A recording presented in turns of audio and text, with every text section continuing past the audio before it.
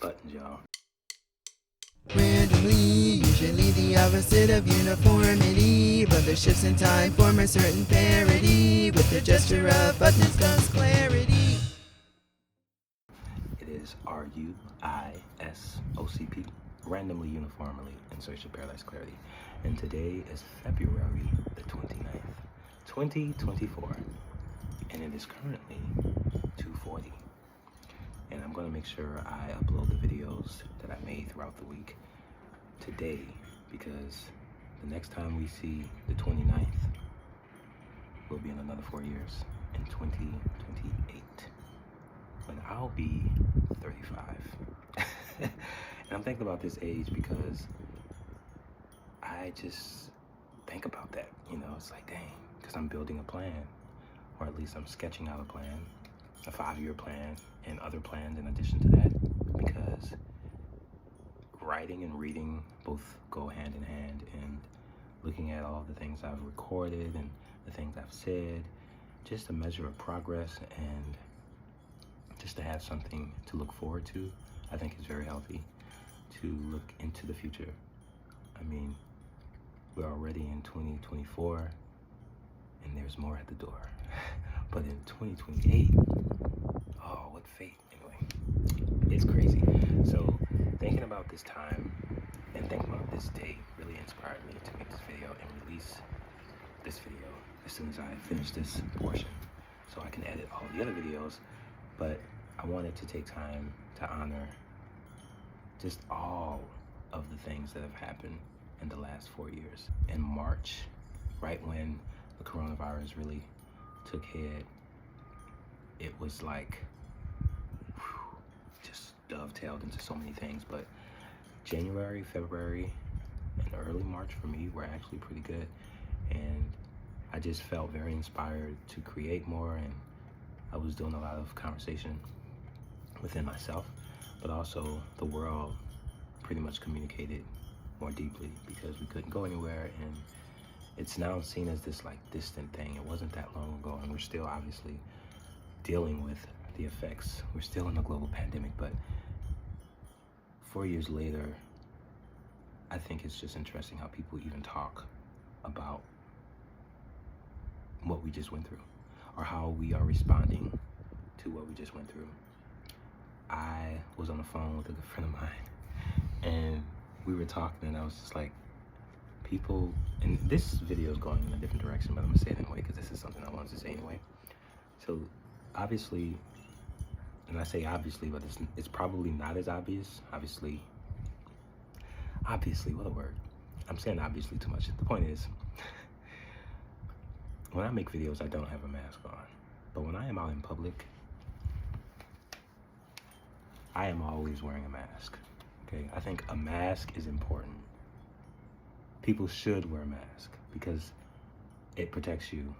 It's some barrier, right? And this is the only way to wear a mask. And if you're talking to someone in public, you have to speak up so that they hear you, because some people claim that they can't hear you if you have a mask on, right? But a lot of times, I see people out in public, and this is how they wear a mask. I see the teeth, or they might wear it like this. This is the only way to wear a mask. Yeah, that's all. Wear a mask, maintain distance, do what you can to protect yourself. But another thing that's coming to mind is just how protective of our energy we should be. And I don't say protective in the sense that you're not allowing others to come in, but you are being more observant, really dealing with things, not moving past the red flags, because at some point, red flags become kaleidoscopic tags. Come on, somebody. Meaning, something is always sort of like rising up. Pay attention to that thing. Don't sell me short. Listen, have you ever just given someone the allowance to give you their spill, even when you know is baloney. I mean, I just experienced that. I let the dude cook. I'm like, I'm gonna just let him talk, you know. And the main criticism I have for him is throughout his spiel, he could not read the room. For you mustn't mop the floor before it is swept with a broom. You must read the room. And he did not read the room because he still continued on. And I was writing in my notes nothing about, oh yeah, oh this seems exciting. Let me get all of this information. Like, I knew it was. And I just kind of let him cook, you know, let him talk. Just like, all right, well, let me just say whatever, you know. But when he finally finished, because I was really observing because he was going through a packet, and I'm like, I'm looking at the thickness of that packet. Like, how many pages are you going to turn? He's breaking it all up categorically of this is what this is, and here's how we believe in promotion. And, you know, compensation, of course, is the last page. And it's like, yeah, so what makes you interested? I'm like, well, not interested. And if you read the room, you would have been able to see that, you know? Now, clearly, I could have did more understanding before I even drove out here, you know, because, yeah, I was like, this is clearly, y'all are just trying to, it's a marketing company, which means they specialize in propaganda. What is propaganda?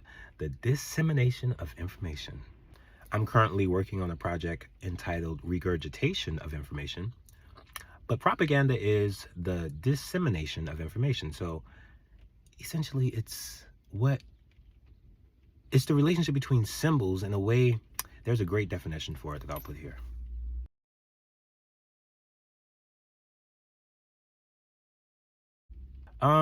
So it's just insane how he didn't read the room. We live in a capitalist economy, and the economy is not planned. People don't get money. People have to pay for everything on their own. And these companies want you to be a character and to put your name in a magazine because you have somehow convinced the world that you're their best partner because you will help them make more money and more money. And the whole point is you make enough money to where the money is swallowed up. Swallowed up by a bigger company because that's capitalism and all of its charms. So why are we pretending? I'm glad that I went through this experience because it taught me to be a little sharper.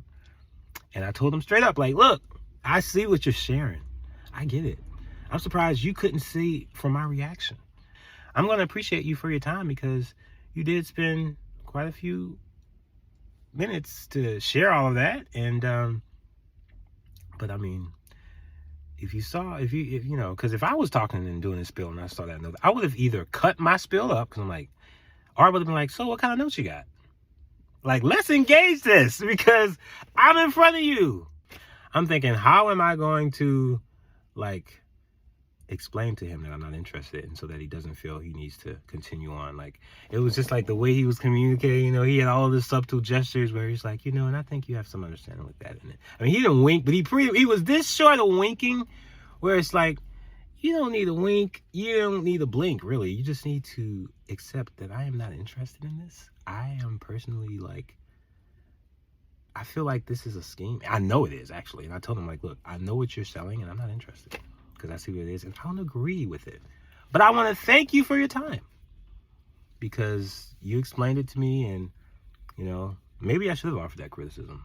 Like, yo, bro, read the room. But reading the room doesn't always mean you're going to get the result you may have intended, but it is going to show that it's like, oh, and he did say, he was like, you know what, I appreciate you telling that. Clearly, you're not your average person just listening. Like, you actually think of this, and you're like one of the people who, he actually told me that it reminded him of his friends, like when he has late night conversations to his friends about this kind of stuff. Like, he understands. I mean, his background is IT.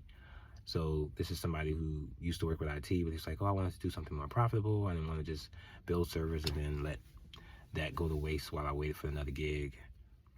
I mean, I could have asked him more about that, but I didn't. Because, I'm like, let me just cut this short. Don't sell me short. And, tell me what you all have done in situations like that. Like, have you just walked out? I know some people just like, look, I'm not interested, just walk out. Like, I wasn't going to do that. Because I take every moment as an experience. I'm letting him explain it, but I did tell him, like, look, just from the jump, I want to thank you for your time. Because, again, I feel like he was really paying attention to me. He could have seen, like, dude, I'm being very nice. Just like that. Yeah. Mm-hmm. Mm-hmm. Yep. Listening. But I'm like, I don't agree. And I'm going to tell you why. So, that's my experience. Buttons. Buttons, y'all. It's randomly, uniformly in search of paradise clarity. And I'm wearing blue today. I just wanted to talk about this piece of clothing I'm wearing, which holds significant memory for me. I remember getting this as a birthday gift in 2017 from someone I used to be with. And I initially didn't like it because I don't typically wear jeans. I can't say I don't wear jeans at all because I have, and I do on occasion, not often. At the time, I was wearing jeans a lot more, but I typically don't wear jeans. I mean, even today, I have on these things, which are not jeans, but like, I don't even know how to describe them. I always just say pants with the button algorithm, but it's blue, primarily at the top. Got like a blue-green kaleidoscopic situation going on. Buttons all red and green and yellow, black and white and orange. But this jacket, lately, I changed it around. Of course, it didn't originally have any buttons on the sleeves or buttons here.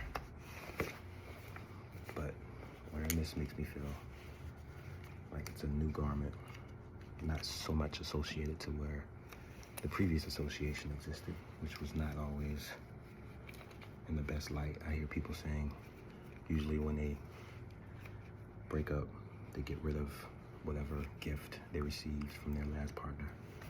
You can repurpose that gift, or you could give it away. Some people throw it away. I don't try to throw any clothes away. And I guess this is just an example that you can take what was given and change it around, make it work for you, as opposed to being attached to when it was given to you under different conditions. Clothes do hold memory, but I mean, I sort of made it my own. And that's essentially what we all can do when it comes to what we're given. I was gonna wear this as an accent, sort of like a choker, to really go into the blue field, but I feel like that would be too much, and so I'm not doing it. This is what we got today. It's kind of cold too, so.